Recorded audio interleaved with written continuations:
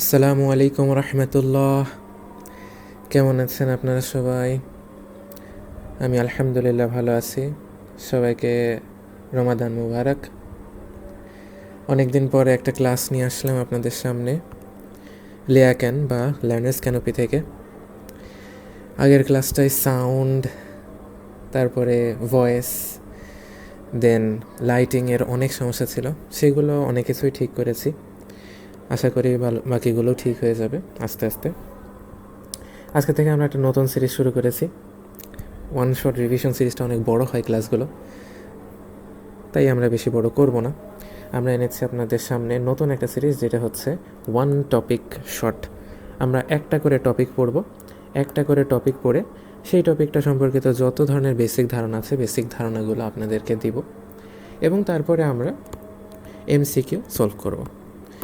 আজকের ক্লাসে কোনো এমসিকিউ নাই, কারণ বল থেকে আপনাদের তেমন কোনো এমসিকিউ আসে না। এই ক্লাসটা যেহেতু কনসেপ্ট ক্লাস, এটা এসএসসি, এইচএসসি সবাই দেখতে পারবেন।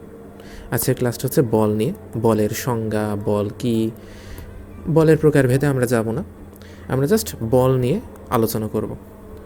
বল নিয়েই আমরা আলোচনা করব। বল বা ফোর্স নিয়ে আমরা আজকে আলোচনা করব। জাস্ট আলোচনা, আমরা আজকে ধারণা নিব। তো চলুন শুরু করি।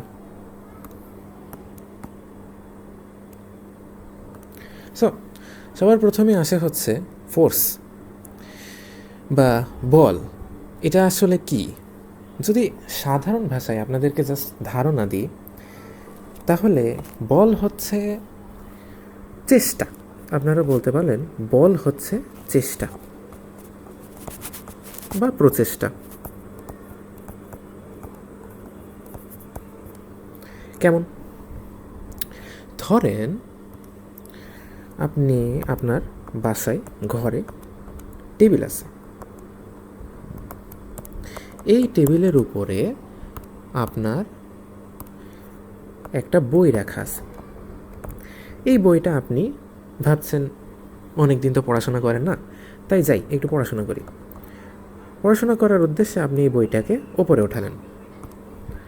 আপনি বইটাকে ওপরে ওঠালেন। এই যে আপনি বইটাকে উপরে ওঠালেন, আপনি কি এটা চেষ্টা করলেন না? এটা বইটাকে উপরে ওঠানোর চেষ্টা করলেন না? ফলে আপনি কি সফল হলেন না? আপনি বইটা উপরে ওঠানোর চেষ্টা করলেন, এর ফলে আপনি বইটা উপরে উঠাইতে সফল হইলেন এবং বইটা উপরে উঠল। এই যে আপনি একটা চেষ্টা করলেন, এই যে আপনি একটা চেষ্টা করলেন, এই চেষ্টাটাই বা এই প্রচেষ্টাটা করলেন, বইটা উপরে ওঠানোর প্রচেষ্টা করলেন, উপরের দিকে ওঠানোর প্রচেষ্টা করলেন, এই চেষ্টাটাই হচ্ছে বল। এই যা প্রয়োগ করে আপনি এই চেষ্টাটা করছেন, যেই কারণে আপনার এই চেষ্টাটা সফল হয়েছে, সেটাই হচ্ছে বল। কাজ সম্পাদন হওয়ার জন্য আপনি যেই চেষ্টাটা প্রয়োগ করেছেন সেটাই হচ্ছে বল। আরও উদাহরণ কী হইতে পারে? আরও উদাহরণ হইতে পারে হচ্ছে,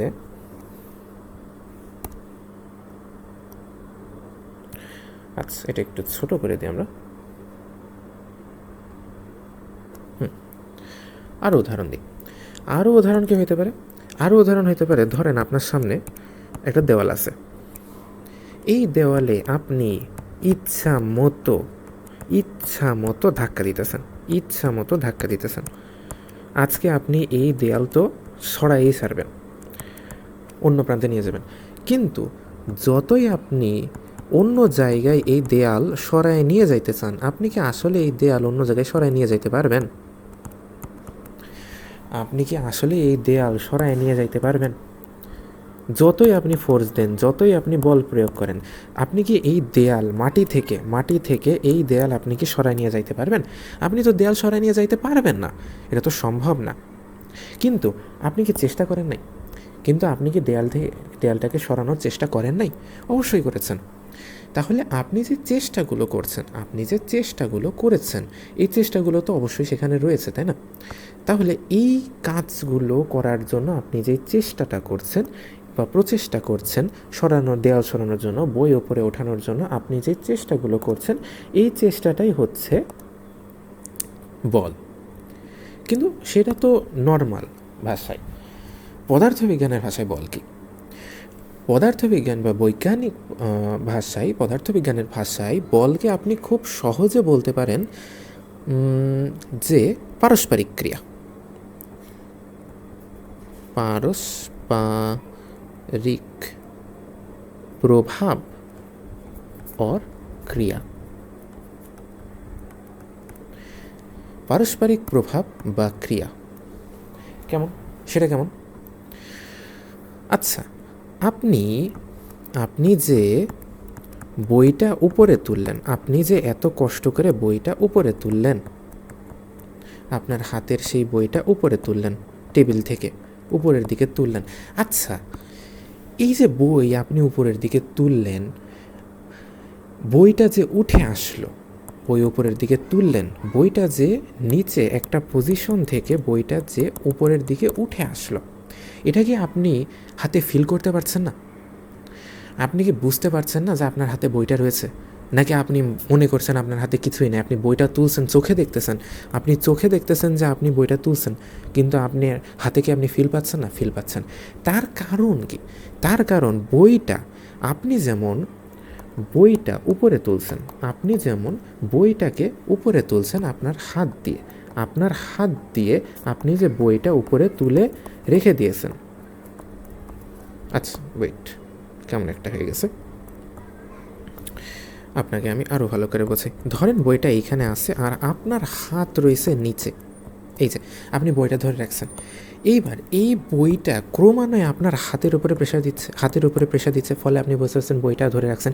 আবার আপনি বইটার উপরে প্রেশার দিয়েছেন, ফলে বইটা আপনি টেবিল থেকে উঠিয়ে এনেছেন, ফলে বইটা আপনার টেবিল থেকে উপরে উঠে গেছে। বইটা টেবিল থেকে উপরে উঠে গেছে এবং আপনি বুঝতে পারছেন আপনার হাতে বইটা রয়েছে। আপনি বুঝতে পারছেন যে আপনার হাতে বইটা আপনার হাতে রয়েছে। এটাই হচ্ছে পারস্পরিক প্রভাব। আপনি যেমন বইটাকে প্রভাবিত করলেন, বইটাকে উপরে তুলেন, বই তেমন আপনার হাতের উপরে প্রভাব দিচ্ছে। তাহলে এখানে আপনি বইয়ের উপরও বল প্রয়োগ করেছেন এবং বই আপনার হাতের উপরে বল প্রয়োগ করছে। তাই বৈজ্ঞানিক ভাষায় বল হচ্ছে পারস্পরিক ক্রিয়া। আপনি একটা কিছু করার চেষ্টা করেছেন, ফলে সেইটাই আবার আপনার উপরও একটা প্রভাব বিস্তার করছে। একত্রে এই পুরোটুকু একসাথে কি পারস্পরিক প্রভাব। এই পারস্পরিক প্রভাবই হচ্ছে বল। তাহলে আমরা কি বুঝলাম? ফোর্স বা বল কি? ফোর্স বা বল হচ্ছে এমন কিছু, সাধারণ ভাষায় সেটা হচ্ছে চেষ্টা। আপনি একটা কিছু করার চেষ্টা করেছেন, একটা কাজ করার আপনি চেষ্টা করছেন, এই চেষ্টা করে কাজটা করতে সফল হতেও পারেন। এখানে আপনি সফল হয়েছেন বইটা উপরে তুলতে, এখানে আপনি দেয়ালটাকে সরাইতে আপনি সফল হন নাই। তাহলে এইখানে সফল হয়েছেন, এখানে সফল হন নাই। তাহলে কাজ হোক বা না হোক, আপনি একটা কাজ করেছেন, সেই কাজে আপনি সফল হন আর না হন, কাজটা করতে আপনি সফল হন আর না হন, আপনি যে চেষ্টাটা করলেন, এই চেষ্টাটাই হচ্ছে বল। এই চেষ্টাটাই হচ্ছে আপনার দ্বারা প্রয়োগকৃত বল। এবং এই চেষ্টার ফলে আপনার দেয়ালটা যেমন আপনার হাতের উপরে, আপনি যেমন দেয়ালটা সরাইতে পারছিলেন বলে আপনার হাতে অনেক জোর লাগছিল না, হাতে প্রেশার পড়ছিল না, হাতে দাগ হয়ে যাচ্ছিল না, হাত লাল হয়ে যাচ্ছিল না, তার মানে দেয়ালও কি ক্রমান্বয়ে আপনার উপরে বল প্রয়োগ করছিল। এই পুরো ঘটনাটাই একত্রে কি বল। আপনি একটা কাজ করবেন, সেই কাজ করার জন্য আপনি চেষ্টা করছেন, এই প্রচেষ্টা পদার্থবিজ্ঞানের ভাষায় হচ্ছে বল। কিন্তু আপনারা যদি পরীক্ষায় লিখতে চান, পরীক্ষায় লিখতে গেলে আপনাদেরকে অবশ্যই বলতে হবে যে বল হলো পারস্পরিক ক্রিয়া। আচ্ছা, আরও আগাই। ও, এর তো পা নেই, কী অবস্থা, যাক সমস্যা না। তারপরে সংজ্ঞা বিশ্লেষণ। চলেন বলের সংজ্ঞা নিয়ে একটু কাজ করি। এই সংজ্ঞাটা আমি বিভিন্ন জায়গা থেকে একত্রিত করে বানিয়েছি। আপনারা যদি চান তাহলে নিউটনের যে ফার্স্ট ল আছে বা নিউটনের প্রথম সূত্র, সেইখান থেকেও সেইটা থেকে বানায় লিখতে পারেন, আপনাদের নাম্বার কাটার কোনো সুযোগ নাই। আচ্ছা চলেন দেখি কি আছে এখানে। বল হলো কোনো বস্তুর উপরে, দেখেন কোনো বস্তুর উপরে উপর অন্য কোনো বস্তু দ্বারা প্রয়োগিত, অন্য কোনো বস্তু দ্বারা প্রয়োগিত, কথাগুলো বুঝেন, কথাগুলো বুঝেন, অন্য কোনো বস্তু দ্বারা প্রয়োগিত, অন্য কোনো বস্তু দ্বারা প্রয়োগিত। এইটুকু থেকে কি বোঝা যায়? এইটুকু থেকে বোঝা যায় যে বল যদি আপনি প্রয়োগ করতে চান, আপনি যদি বল প্রয়োগ করতে চান, বা আপনি যদি বল নিয়ে কোনো কিছু করতে চান, কোনো কিছুর উপর বল প্রয়োগ করতে চান, কোনো কাজ সম্পাদন করতে চান, সেই কাজ সম্পাদনের উদ্দেশ্যে একটা চেষ্টা করতে চান, একটা প্রচেষ্টা করতে চান, আপনাকে মিনিমাম দুইটা বস্তু লাগবে। একটা বস্তু ধরেন বই, যেটাকে আপনি উপরে উঠাচ্ছেন, আরেকটা হলো আপনার হাত, যে হাত দিয়ে আপনি বস্তুটা উঠাচ্ছেন। এখানে আপনি বলতে পারেন যে আপনি হলেন এজেন্ট, আপনি বলতে পারেন যে এখানে আপনি হলেন এজেন্ট, এখানে আপনাকে আমরা বলতে পারি এজেন্ট, এবং এই বইটাকে আমরা বলতে পারি অবজেক্ট। এতে কি হলো? এতে একটা বস্তুকে আপনি তুলছেন, সেখানে এটা হলো 1 নম্বর বস্তু, বলতে গেলে ধরেন এটা 1 নম্বর বস্তু। দ্বিতীয়ত আরেকটা বস্তু, অন্য বস্তু দ্বারা প্রয়োগিত, এই যে এইখানে আপনি দ্বিতীয় বস্তু, যে বলটা প্রয়োগ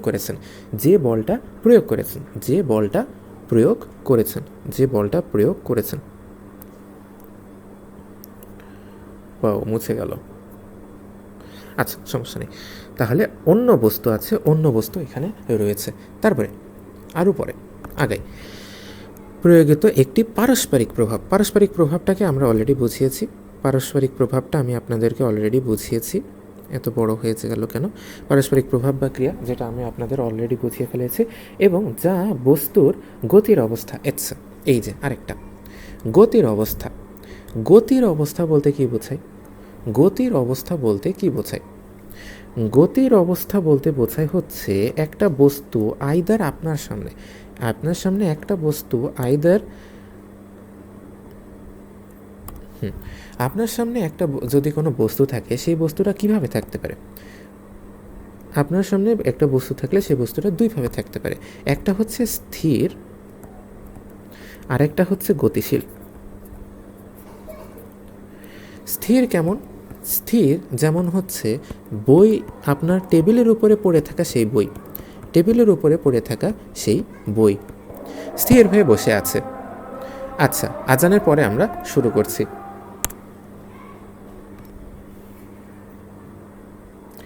আচ্ছা ঠিক আছে, আজান হয়ে গেছে, এবার আমরা আবার আসি। যা বলছিলাম, বস্তুর গতিশীল অবস্থা হচ্ছে 2 রকমের। একটা হচ্ছে স্থির, যেমন হচ্ছে টেবিলের উপরে একটা বই পড়ে আছে।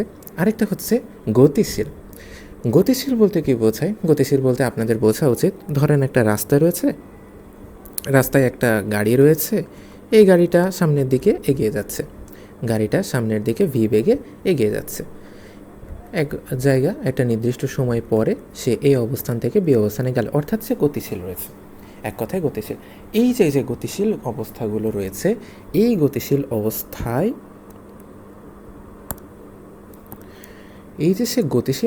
রয়েছে, এই গতিশীল অবস্থার তারপরে সংজ্ঞায় কি বলা হয়েছে?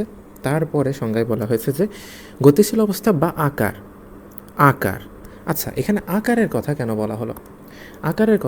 বলা হয়েছে? ধরেন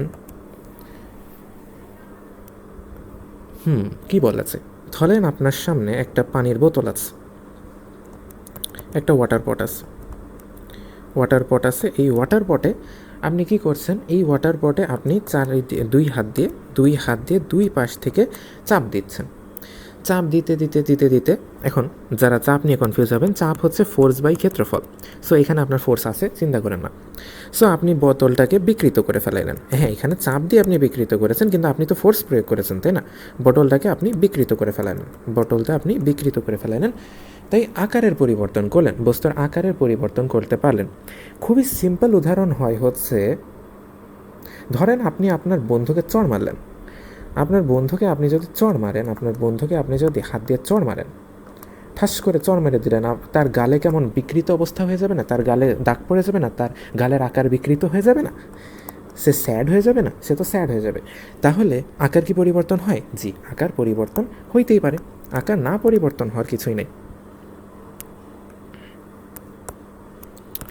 এই হলো আকার পরিবর্তন। এবং আকার পরিবর্তন হইতে পারে, পরিবর্তন করে আচ্ছা করে বা করতে, আচ্ছা এরপরে আরেকটা ওয়ার্ড আছে, এরপরে ফাইনাল একটা লাস্ট ওয়ার্ড আছে যে আকার পরিবর্তন করতে পারে বা করতে চায়, করতে পারে বা করতে চায়। এইটাই হচ্ছে মেন। বল বুঝতে হলে আপনাকে এইটুকুই বুঝতে হবে, আপনাকে আর কিছুই বোঝা লাগবে না। বল বুঝতে গেলে আপনাকে এইটুকুই বোঝা লাগে, এর যে বেশি আসলে বোঝা লাগে না। বাকিগুলো আপনারা এমনিই পারবেন। তাহলে এখানে কি আছে মূলত, এখানে কি বুঝতে হয় যে করতে পারে। করতে পারে কেমন? ধরেন আপনি বোতলটা বিকৃত করে দিয়েছেন, আপনি বোতলটা বিকৃত করে দিয়েছেন। করতে পারে বলতে এই যে বোতলটা আপনি বিকৃত করে দিয়েছেন, আপনি বিকৃত করতে পেরেছেন, আপনি বোতলটা বিকৃত করতে পেরেছেন, এটা আপনার সফলতা। বোতলটা কিন্তু বিকৃত হয়ে গেছে, তার মানে পেরেছেন, বিকৃত হয়েছে। বোতলটা কি হয়েছে? বিকৃত হয়েছে, হয়েছে। আচ্ছা, কিন্তু যদি আপনার সামনে একটা দেওয়াল থাকতো, ওই আগের সেই দেওয়াল যদি আপনার সামনে ফিরে আসতো, আপনার জীবনের সবচেয়ে বড় বাধা যাকে আপনি অতিক্রম করতেই পারছেন না, আপনি তো সেই দেওয়ালের আকার আপনি কীভাবে পরিবর্তন করতেন? আপনার হাত দিয়ে, আপনার হাতগুলো দিয়ে আপনি কিভাবে দেওয়ালটার আকৃতি পরিবর্তন করতে পারতেন? পরিবর্তন করতে পারতেন না তো আপনি তো স্যাড হয়ে যেতেন, আপনি তো কোনোভাবেই দুঃখিত হয়ে যেতেন, তাই না? আপনি তো কোনোভাবেই দেওয়ালের আকৃতি পরিবর্তন করতে আপনি চাচ্ছেন দেয়ালটাকে আকৃতি পরিবর্তন করতে, দেয়ালটা ভেঙে ফেলাইতে। ধরেন আপনি দেয়ালটা ভেঙে ফেলাইতে চাচ্ছেন, কিন্তু আপনি তো পারছেন না। পারছেন না তো। এটাই যে আপনি করতে চাচ্ছেন। আচ্ছা, এটা গেল আকারের বিষয়। কিন্তু অন্যদিকে যাই, আমরা যদি অন্যভাবে বলি যে গতিশীল অবস্থার পরিবর্তন করতে চায় বা করতে পারে, এইটা বলতে কি বোঝায়? আচ্ছা, এইটাও আপনার এই দেয়াল দিয়ে বোঝানো যায়। ধরেন দেয়াল তো জায়গায় স্থির হয়ে আছে, তাই না? দেয়াল তো এখানে স্থির, দেয়াল তো এই জায়গায় স্থির হয়ে আছে, এই জায়গায় দেয়ালটা তো আপনার স্থির, দেয়ালটা তো আপনার চলছে না, দেয়ালটা তো আপনার নড়ছে না। তার মানে আপনি দেয়ালটা নাড়াইতে পারেন নাই, দেয়ালটা আপনি নাড়াইতে পারতেছেন না, দেয়ালটার আকৃতি আপনি পরিবর্তন করতে পারছেন না, কিন্তু চাচ্ছেন তো। আপনি কি বলতে পারবেন আপনি বল প্রয়োগ করছেন না? এখানে আপনি এজেন্ট রয়েছেন, এখানে অবজেক্ট রয়েছে, কিন্তু আপনি চেষ্টা করছেন কিন্তু পারছেন না। এখানে অবশ্যই কৃতকাজ শূন্য। কারণ কি? স্মরণ নাই, কারণ S=0, কিন্তু F= তো মান আছে, F= ধরেন x, এখানে তো মান আছে, এখানে তো বলের মান আছে। প্রত্যেকটা ক্ষেত্রে আপনি বল প্রয়োগ করছেন, বল প্রয়োগিত হচ্ছে, প্রতিটা ক্ষেত্রে বল প্রয়োগ করছেন। এইখানে আপনি দেয়ালের আকারও পরিবর্তন করতে পারছেন না, আপনি দেয়ালটাকে গতিশীলও করতে পারছেন না। আপনি চাচ্ছেন কিন্তু পারছেন না। তার মানে কি আপনি বল প্রয়োগ করছেন না? অবশ্যই বল প্রয়োগ করছেন, কিন্তু আপনি স্মরণ ঘটাতে পারছেন না, এজন্য এখানে কৃতকাজ হচ্ছে না। এখানে আমরা কৃতকাজ নিয়ে আবার পড়ব। আচ্ছা, এবং লাস্ট অ্যান্ড ফাইনালি আপনি আরেকটা পার্ট আছে যেখানে আপনি গতির পরিবর্তন করতে পারেন। গতির পরিবর্তন কীরকম? সবচেয়ে সহজ উদাহরণ যেটা আমি দিতে যাচ্ছি সেটা হচ্ছে একটা মার্বেল রয়েছে। ধরেন এখানে আপনার সামনে একটা মার্বেল রয়েছে, এই মার্বেলকে আপনি মারলেন টোকা, আপনি একটা মার্বেলকে টোকা মারলেন। আসলে মার্বেলটা অনেক বড় হয়ে গেছে, সেই মার্বেলকে আপনি কি করবেন? আপনি মার্বেলকে টোকা মারবেন। এই যে মার্বেলটাকে আপনি টোকা মারলেন, তাহলে কি হলো? টোকা মারলে কি হলো? মার্বেলটা, বা এখানে ধরেন এটা একটা ফুটবল, ধরি ফুটবল, বা আচ্ছা এখানে ফুটবল দিলে ভালো হয়, ধরি এটা ফুটবল। এই যে ফুটবলটা রয়েছে, এই ফুটবলটাকে আপনি কী করলেন? ফুটবলটাকে আপনি এদিকে ধাক্কা দিলেন, ফুটবলটা গড়িয়ে ঘুরতে সামনের দিকে এগিয়ে চলে গেল। এতে কি হলো? এই জিনিসটা, এই ফুটবলটা কী ছিল? এই ফুটবলটা তো স্থির ছিল, এই ফুটবলটা তো স্থির ছিল, কিন্তু এই ফুটবলটা যে গড়িয়ে গেল, এই গড়িয়ে যাওয়াকে কী বলা যায়? এই যে গতিশীল। তাহলে আপনি কি গতিশীল করতে পেরেছেন? জি, আপনি এখানে ওকে গতিশীল করে দিয়েছেন। ফুটবলটা গতিশীল ছিল না, আপনি ফুটবলটাকে গতিশীল করে দিয়েছেন। তাহলে কি আপনি পেরেছেন? যে আপনি গতিশীল করতে পেরেছেন। তাহলে সবশেষে সর্বোপরি বলের সংজ্ঞা কি? চোখ বন্ধ করে ভাবেন, বল হলো কোনো বস্তুর উপর, অবজেক্ট, অন্য বস্তুর দ্বারা এজেন্ট প্রয়োগিত একটি পারস্পরিক প্রভাব বা ক্রিয়া, অর্থাৎ আপনার প্রচেষ্টা সফল অথবা অসফল, যা বস্তুর গতির অবস্থা স্থির গতিশীল, বা আকার মানে কি, যে আকৃতিতে সে রয়েছে, যেমন বোতল, যেমন বালতির ভিতরে পানি থাকতে পারে, পানিতে আপনি বাড়ি মারলেন, হইতেই পারে। পরিবর্তন করতে পারে মানে কি, যেমন বোতলটা আপনি বিকৃত করে দিলেন, বা ফুটবলটা আপনি ঠেলে ফেলে ধাক্কা দিলেন, ফলে ফুটবলটা চলে গেল। টোকা দিলেন, ধাক্কা দিলেন, ফুটবলটা গড়িয়ে চলে গেল, গতিশীল হলো। অর্থাৎ আপনি আকৃতি বা গতির পরিবর্তন করতে পারলেন বা করতে চাইলেন কেমন? এই যে এই দেয়ালটা আপনি ভাঙতে চাইলেন, কত প্রেশার দিলেন, কত চাপ দিলেন, কত বল দিলেন, কত কি করলেন, কিন্তু দেয়াল স্থিরই থাকলো, দেয়ালের মতোই থাকলো। এই পুরোটুকু মিলিয়ে, এই পুরো হিসাবগুলো মিলিয়ে, সব কিছু মিলিয়ে একত্রে আপনাকে যদি বলতে হয়, এটাই হচ্ছে বল, যার দ্বারা আপনি গতি অথবা আকার পরিবর্তন করতে চান বা পরিবর্তন করতে সফল হন। এই সাপেক্ষে আপনার যে চেষ্টা, এটাই হচ্ছে বল। এই বল আপনার এসএসসি, এইচএসসি, ইউনিভার্সিটি, যখন যেই জায়গায় হোক না কেন, আপনার এটা লাগবে। সো এই কনসেপ্ট ক্লিয়ার করা আপনার জন্য খুবই গুরুত্বপূর্ণ। লাস্ট আর একটা স্লাইড রয়েছে, এই একটা স্লাইডের মাধ্যমে আমরা পড়া শেষ করব। বল। তাহলে এই বলটা শেষ করার জন্য আমরা লাস্ট একটা জিনিসই রেখেছি, যে আমরা কি পড়েছি সেই পড়াটা আমরা এখন মনে করব। আমরা কি পড়েছি এই পড়াটা আমরা এখন থিঙ্কিং প্রসেস করব। আমরা থিঙ্ক করব যে কি করেছি। প্রথমত বল কি বলেছি আমরা? বল বলতে আমরা বলেছি পারস্পরিক ক্রিয়া,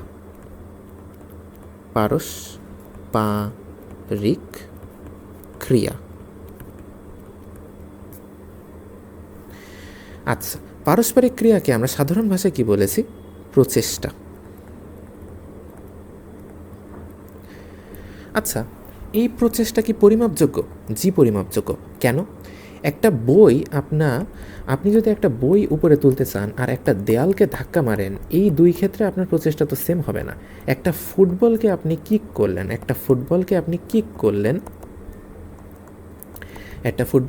করলেন, আর বই উপরে তুললেন, এই দুটার জন্য আপনার তো বল প্রয়োগের পরিমাণ সমান না।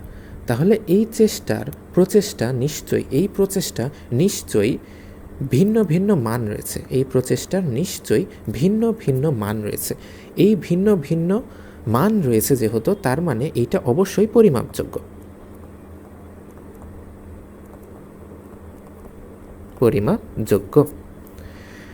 আচ্ছা, ভৌত জগতে যা কিছু পরিমাপযোগ্য তাই কি রাশি না? আপনাদের প্রথম অধ্যায়, ভৌত জগতে যা কিছু পরিমাপযোগ্য তাই কি রাশি। তাহলে বল কি ধরনের রাশি? বল হচ্ছে ভেক্টর রাশি। ভেক্টর আপনারা এসএসসির হইলে আপনারা পড়েছেন মনে হয় ম্যাথে, এবং এইচএসসি হলে আপনারা অবশ্যই দ্বিতীয় অধ্যায় পড়েছেন। ভেক্টর রাশি বলতে কি বোঝায়? তার মান ও দিক রয়েছে। যদি মানের বিষয়ে আলোচনা করেন, যদি মানের কথা বলেন, তাহলে এই মানটাই হচ্ছে পরিমাপযোগ্য। এবং দিক রয়েছে, মান ও দিক রয়েছে। আচ্ছা, দিকের কথা কেন উঠল? কারণ ভেক্টর রাশি। দিক কেন আছে? কারণ কি ভেক্টর রাশি। এই দিকটা কেন ম্যাটার করে?